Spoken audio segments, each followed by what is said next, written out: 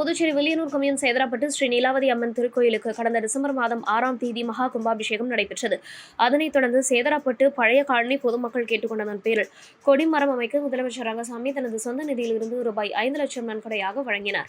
இதனைத் தொடர்ந்து கொடிமரம் வடிவமைக்கப்பட்டு 40 அடி உயரம் கொண்ட கொடிமரத்துக்கு மகா கும்பாபிஷேகம் நடைபெற்றது. இதனைத் தொடர்ந்து ஆலயத்தில் வீற்றிருக்கும் சுவாமிக்கு கலசாபிஷேகம் செய்யப்பட்டு தீபாராதனை காண்பிக்கப்பட்டது.